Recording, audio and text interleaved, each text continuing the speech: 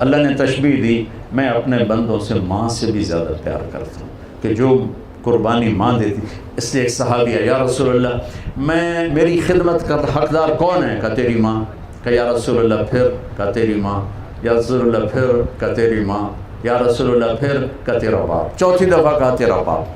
یہ وہ ہستی ہے کہ جن کی شفاعت کے بغیر جنت کا دروازہ نہیں کھلے گا، حساب شروع نہیں ہوگا. وہ کس تمنا سنو، کاش میری ماں زندہ ہوتی، کاش میری ماں زندہ ہوتی. اور میں عشاء کی نماز کے مصلی پہ ایسے سورۃ فاتحہ شروع کر چکا ہوتا، الحمدللہ رب العالمین الرحمن الرحیم مالک یوم الدین، اور ادھر سے آواز آتی بیٹا محمد، تو میں وہیں نماز توڑ کے کہتا لبیک اماں جی.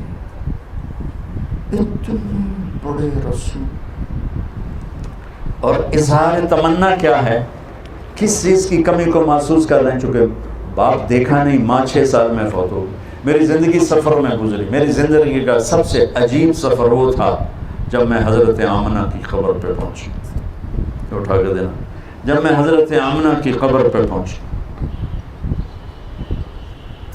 کالے پہاڑ، وہ اثر سورج ڈوب رہا تھا، ڈوبتا سورج بھی غمگین نظر آتا ہے. اور وہ ماما چاروں طرف دیکھ رہا تھا. سن 2000 انسان نام کی شے نہیں تھی. 1400 سال پہلے کیا ہوا ہوگا جب میرے نبی کی ماں نے دم توڑا ہوگا. اور اوپر پہاڑی ہے، اس سے 15-20 فٹ اور اونچی ہوگی. جب ان کو پتھروں میں دبا کے نیچے اترے ہیں ایک باندی ساتھی ام ایمن، تو آپ نے ہاتھ چھڑایا اور دوڑ لگائی. کاش آپ جا کے دیکھو. پہاڑی پہ چڑھ گئے. پیچھے ام ایمن دوڑتی ہوئی آئیں تو وہ منظر تھا کہ مینا کے پہاڑ، وہ ابوا کے پہاڑ بھی موم ہو رہے تھے. میرے نبی ماں کی قبر کو چمٹے ہوئے ایسے پڑے تھے، ایسے.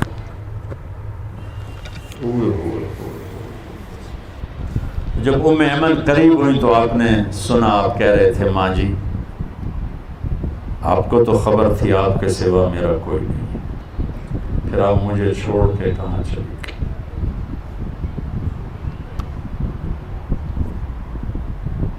میں ہزاروں دفعہ یہ قصہ سنا چکا ہوں، 18 سال سے سنا رہا ہوں. ہر دفعہ میرا یہ حال ہوتا ہے.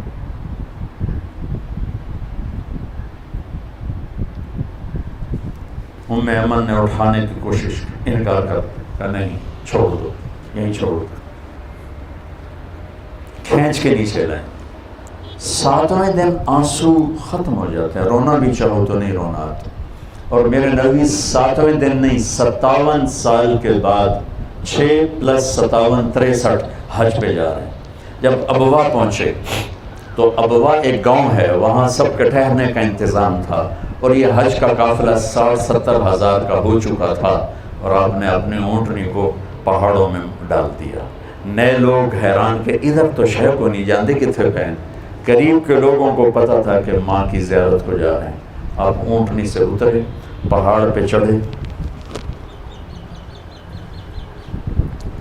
ماں کی قبر پہ کیسے بیٹھے. احرام تھا، گرمی شدید تھی، اپریل کا مہینہ تھا. یوں جیسے بچے بیٹھتے ہیں، گھٹنے اٹھائے، ہاتھ گھٹنوں پہ رکھے اور سر گھٹنوں میں دیا.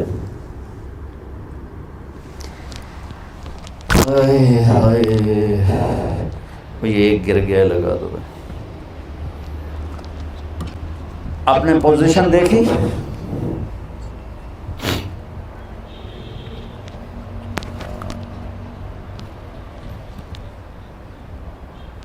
مجھے اس کیفیت میں جو میں نے آپ کو فزیکلی کر کے دکھائی. شدید گرمی تھی، شدید، اور آپ مسلسل روتے گئے. اتنا روئے کہ آپ کا احرام بھیگ گیا، داڑھی بھیگ گئی، سینہ بھیگ. روئے جا رہے ہیں. اور پھر کب اٹھے پتہ نہیں، لیکن اعلان فرمایا کہ میں آج رات اپنی ماں کے پاس گزاروں۔ ماں باپ تھوڑی مدت کے ساتھی ہوتے ہیں، چلے جاتے ہیں، انہیں دکھ دے کے بھیجنے والوں سے بڑا بد نصیب کوئی نہیں ہوتا ہے۔ میرے نبی سے پوچھا گیا یا رسول اللہ قیامت کب آئے گی؟ تو آپ نے فرمایا اللہ کو پتہ ہے۔ کہا کوئی نشانی بتا؟ تو آپ بچیاں غور سے سننا، بچیاں، یا رسول اللہ کوئی نشانی بتا دیں۔ تو آپ نے فرمایا جب بیٹیاں بھی ماؤں کو ذلیل کریں گی تو کیا ہوتا ہے؟ جب بیٹیاں بھی ماؤں کو ذلیل کریں گی تو کیا ہوتا ہے؟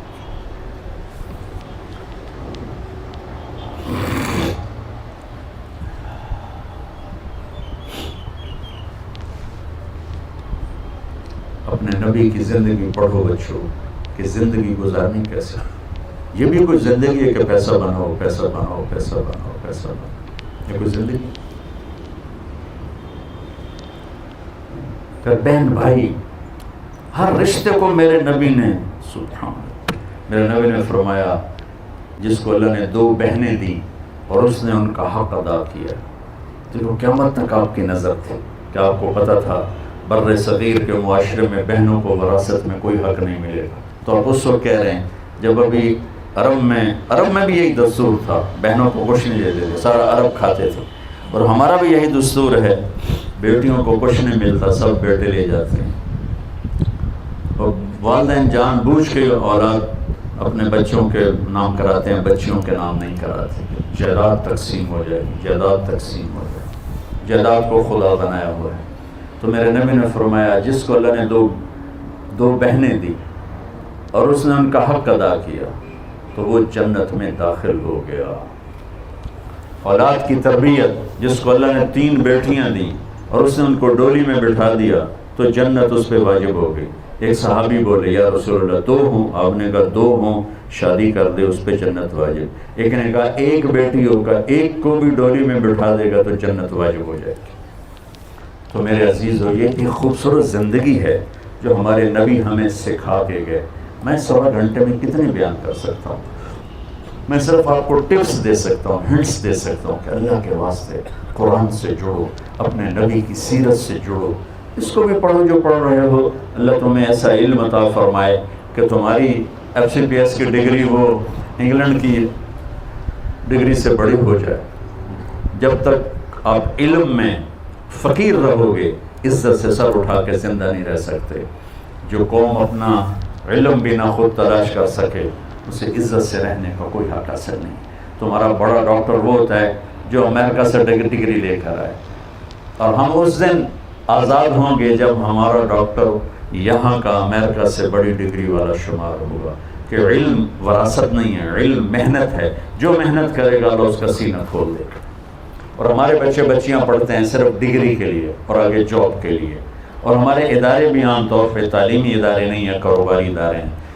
اس لیے نہ ان میں جوش ہے کہ ہم اپنے بچوں کے اندر علم کی شمع روشن کریں، نہ ہماری نسل میں شوق ہے کہ ہم کچھ علم لینے والے بنے، بس ایک ڈگری مل جائے، آگے جاب مل جائے، بس یہاں تک ہماری پرواز ہے، اور یہ بہت پست پرواز۔ تو بچوں اپنی زندگی کو خوبصورت بناؤ، بہن بھائیوں کے رشتے۔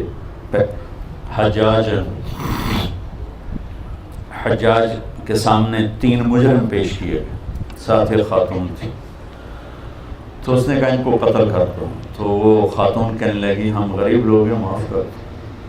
کہنے لگا تیری سفارش پہ 1 کو معاف کر دیتے۔ تو ایک اس کا بیٹا تھا، ایک اس کا خامن تھا، ایک اس کا بھائی تھا۔ تو وہ کہنے لگی شادی تو پھر بھی ہو جائے گی اور بیٹا بھی مل جائے گا، بھائی نہیں ملے گا، ماں پیو مر گئے۔ وہ کہنے لگی میرا بھائی چھوڑ دے، باقی دونوں مار دے۔ تو اس نے کہا میں تیرے چناؤ کو سلام کرتا ہوں، تیرے اس خوبصورت انتخاب کو سلام کرتا ہوں، یا تینوں لے جاؤ۔ اس نے تینوں کو چھوڑ دیا، تینوں۔ تو بھائی آج سب سے زیادہ لڑے ہوئے بہن بھائی، نفرتیں بہن بھائیوں میں ہیں، دوریاں ہیں، شدتیں ہیں، سختیاں ہیں، پیچھے کوئی بڑے مسائل نہیں، زبان کا بول، اس نے مجھے یہ کہہ دیا، اس نے مجھے یہ کیوں کہہ دیا۔ بچوں اس کو زندگی سے نکال دو گے تو آپ کی زندگی انتہائی۔ زندگی کو حسین بنانا چاہتے ہو تو نبی کو پڑھو، نبی کے اخلاق اپناؤ، اللہ کی قسم آپ کے کپڑوں سے زندگی خوبصورت نہیں ہوگی، آپ کی ڈگریوں سے زندگی خوبصورت نہیں ہوگی۔ زندگی کا خوبصورت ہونا الگ چیپٹر ہے اور کپڑے کا خوبصورت ہونا گھڑی کا الگ چیپٹر ہے۔ ہم اسی میں گم ہو گئے ہیں کہ زندگی کو خوبصورت بنانے کا طریقہ کیا ہے، بہت بڑی گاڑی ہو، بہت بڑا بنگلہ ہو، بڑی قیمتی گھڑی ہو، فون ہو، یہ ہے، یہ بہت چھوٹے سلسلے ہیں۔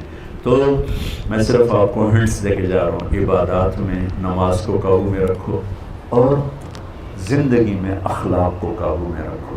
اخلاق اچھے ہوں گے تو ہر رشتہ وہ قیمتی بن جائے گا، خوبصورت بن جائے گا۔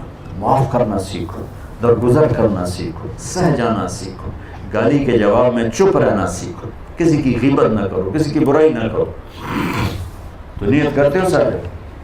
اچھا، آپ بہت سے یہاں رہتے ہو تو آپس میں لڑائی بھی ہو جاتی ہوگی، تو کسی کا کسی سے بول چال بند بھی ہوگا، تو میری آخری گزارش یہ ہے کہ اگر کسی سے لڑے ہوئے تو صلح کر لینا۔ اللہ کو پسند نہیں کہ دو مسلمان آپس میں بول چال بند ہو۔ جب بول چال بند ہوتا ہے تو اللہ ان کی فائل بند کر دیتا ہے۔ اللہ تعالیٰ فرماتا ہے جب تک یہ صلح نہیں کرتے ان کا کوئی نیک عمل مجھ تک نہیں پہنچنا چاہیے۔ آپس میں بول چال کا بند ہونا اتنا خوفناک کام ہے۔ تو اگر آپ اپنی عمل کو بچانا چاہتے ہیں، اپنی نیکیوں کو بچانا چاہتے ہیں تو کسی سے لڑو نہیں، ہو جائے اونچ نیچ تو بول چال بند مت کرو، بول چال سے باقی رکھو، خود پہل کر لو، وہ ذلیل کرے خاموش ہو کے سن لو، تو انشاءاللہ آپ دیکھنا یہ دنیا بھی آپ کے لیے جنت بنے گی اور آخرت تو جنت ہے ہی۔ اللہ تعالیٰ مجھے آپ کو عمل کی توفیق بخشے۔ السلام علیکم۔